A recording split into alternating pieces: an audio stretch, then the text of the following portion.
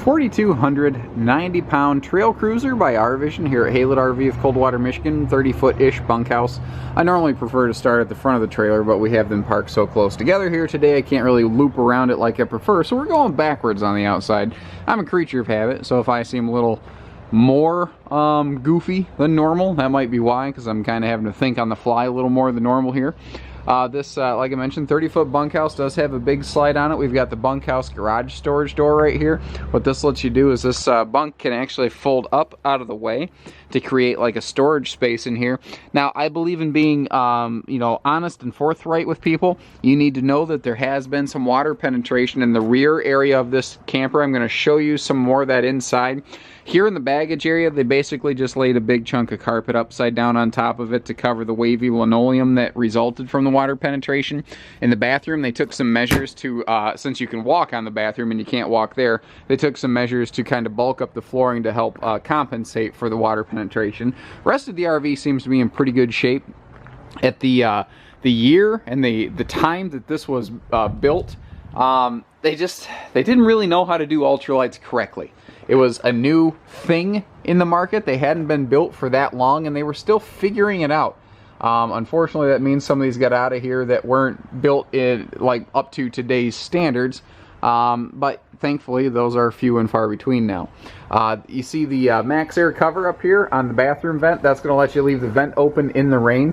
I wouldn't call this one a handyman special. It's perfectly functional just how it is, and all in all, it's been kept pretty clean because these things were known for having a really bad decal fade and peel. See, I have this thing where I combine words in my head. Instead of fit and worked, they furk, and that's how my brain works, so pardon me. Somehow my wife understands that, and that poor lady, if she's keeping up with what's rolling through my head, she must have some level of brain damage from being around me at this point.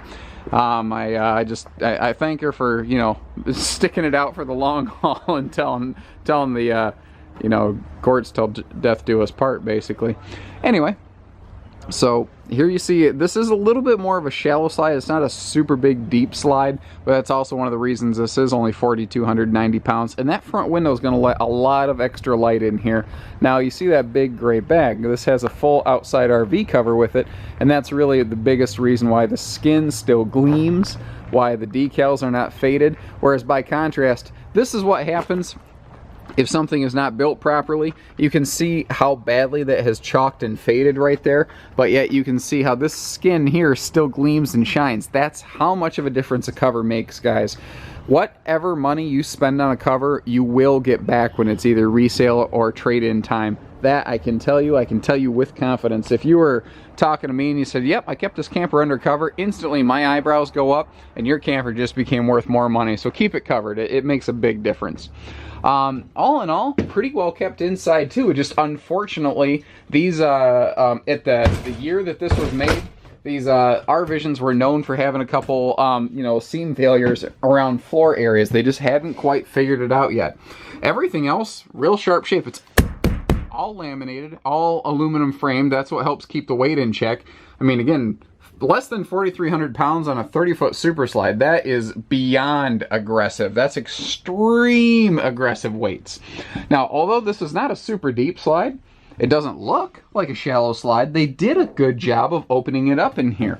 Lots of floor space you can walk through. I haven't detected any soft spots on any of the walking space here in the main living area. They've done a nice job of that here.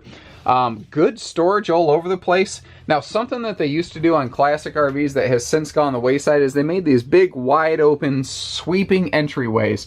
And that's what makes the RV feel so wide open and welcoming. And that's something that I really miss and I really enjoyed. The extra countertop space up here is nice. And that little mirror by the door, that's a nice touch too, just to help reflect some extra light in here. The very light colored interior is also a nice touch to keep it from feeling too dark and too cramped. The dinette and the sofa can fold down into extra sleepers if need be, though with your big Jack and Jill bunks back here, the double below single bunk, I doubt you're going to need to get involved in that a whole heck of a lot. Up here we do have a little TV cabinet, and this was made before flat screens had to be every single place in every single camper, so it is made for just a traditional little smaller TV. The benefit of going with the big and little bunk is you actually gain an extra closet over here that the double over double bunks don't have in many of today's models. There's very few that are actually still built this way. Now you notice right here how the flooring changes. This is where I was saying they bulked up the bathroom flooring. Now remember, I went out of my way to tell you guys about this stuff. Had I never said anything, if you've never owned an RV, you probably wouldn't have even realized that there was a, you know, why there was a flooring difference here. You just said, oh, it's the bathroom.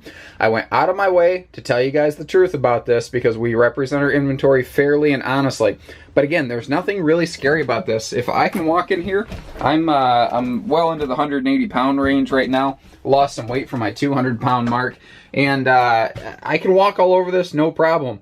It's just not a problem. It may have been at one point, but they took care of it. They did what needed done. You know, they didn't rebuild a laminated floor because that's just astronomical cost, but they did something that's perfectly acceptable and functional in its place. There's nothing wrong with this, guys. It's perfectly fine. I'd rather talk about it than not talk about it. Because you guys deserve to know the truth in the history, because there is no Carfax for campers. But all in all, this is a great little camper. If you've never ever owned an RV, if you've got a half-ton and you want to take the family camping, this is the perfect first-timers RV. Now the previous owners put some shelving in here just to kind of double up on that storage, and these big closets are hard to find in today's models. They've actually shrunk down the amount of storage, I swear, in today's trailers. And again, this big wide open nature of this floor plan, you're going to like how big and open this feels. And one of the reasons this does feel so darn large is the fact that it doesn't have a big hard enclosed wall in front of the master bed. It has this big wide open welcoming area here in front of the master bed that you know, you can always sit on the end of the bed, kind of like an extra sofa on a rainy day when you're stuck inside. But it's not ever going to be easier to walk around a bed than this one. And you see that you do have the bedside stands on both sides of the bed, and they do put outlets right up here, which is funny because now everyone's got cell phone chargers and stuff like that, so it's the perfect place to keep those out of the way, and we're still maintaining the his and hers storage here. What a smart thing they did, I just kind of keyed into this, is they made this front wall an accent wall, colored a little bit differently from here. A change in color like that gives a human being the perception of depth, and it's one of the things that makes this feel a little bit larger. And it's all those little touches that went into this to make it a pretty good little camper. Has it had a spot of water damage? Yep, absolutely has.